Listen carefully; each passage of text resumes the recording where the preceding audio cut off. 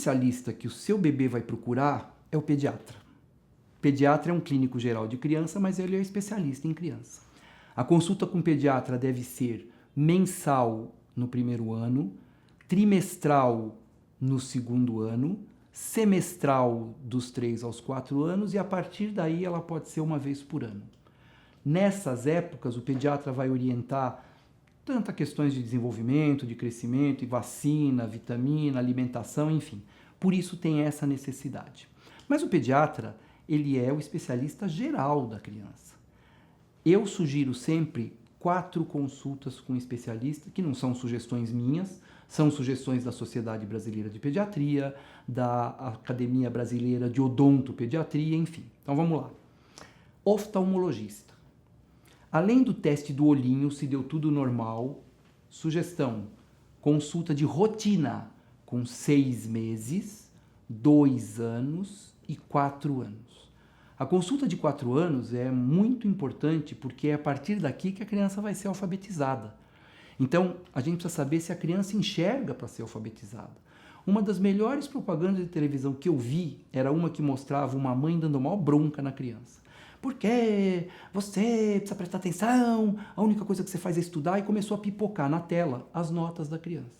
Português, 3,5. Geografia, 5. Miopia, 4,5. Pois é, as crianças têm um poder de superação e compensação enormes.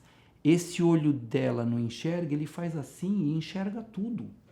Se ele estiver sentado com esse olho enxergando desse lado da classe, ele vai enxergar. Se ele estiver sentado do outro lado, ele vai ter dificuldade.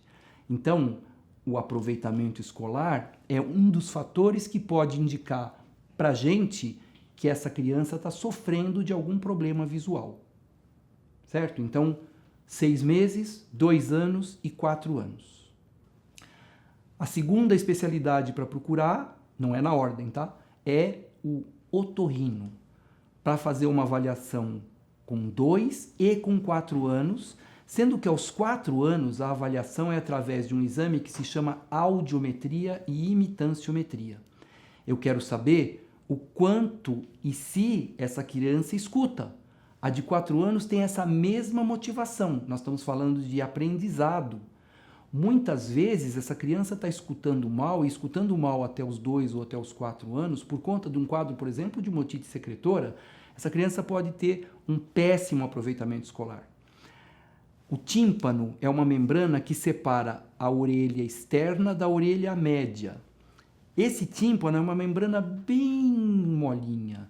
Então, quando eu falo um V, essa membrana vibra. Quando eu falo um F, ela não vibra. Você sabe, Pai Sopedos, quanto você está falando desse jeito, quanto você fica resfriado? É, Pai Sopedos, assim que acontece quando a membrana não vibra. E aí, alguns fonemas não vão aparecer de forma satisfatória na audição e no aprendizado dessa criança.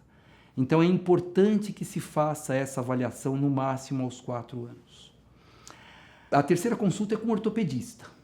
Dentro do útero, o bebê, as perninhas dele estão assim. Ele nasceu. Para isto aqui virar isto, isto e isto, 3 anos de idade. Até os 3 anos, o pé está chato, o pé está torto, ele não está acostumado a andar. Então, aos 3 anos é que a gente vai ter a noção precisa de como é que estão o quadril, o joelho e o pé desse bebê. Ah, mas ele não anda. Com que idade ele tem que andar? Um bebê pode andar entre os 9 meses e os 2 anos. Não tem nada que o bebê precise fazer com 9 meses, 5 dias, 3 horas, 4 minutos e 32 segundos. Tudo é numa faixa. E o fato de fazer antes ou fazer depois não significa que ele é mais esperto ou mais inteligente, nada disso. Significa que esse é o tempo deste bebê para poder se desenvolver e atingir a plenitude dessa atividade que ele está fazendo. Então, o ortopedista infantil é importante. E, por último, falar do odontopediatra.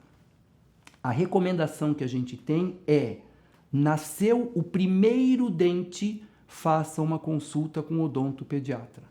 Não é o seu dentista, que é excelente e também atende criança. é o especialista, porque ele vai te orientar uma série de questões sobre aleitamento materno, sobre o não uso da chupeta, sobre a escovação de dente, sobre, olha lá o que eu vou falar, presta atenção, porque isso é recomendação da Academia Americana de Odontopediatria há muito tempo, já da brasileira há algum tempo, e dia 3 de abril agora, a Academia Brasileira de Odontopediatria lançou, graças a Deus, porque a gente fala disso há muito tempo, esta recomendação. Escovação de dente com pasta, com flúor, desde o primeiro dente. Mas o flúor, isso é o flúor.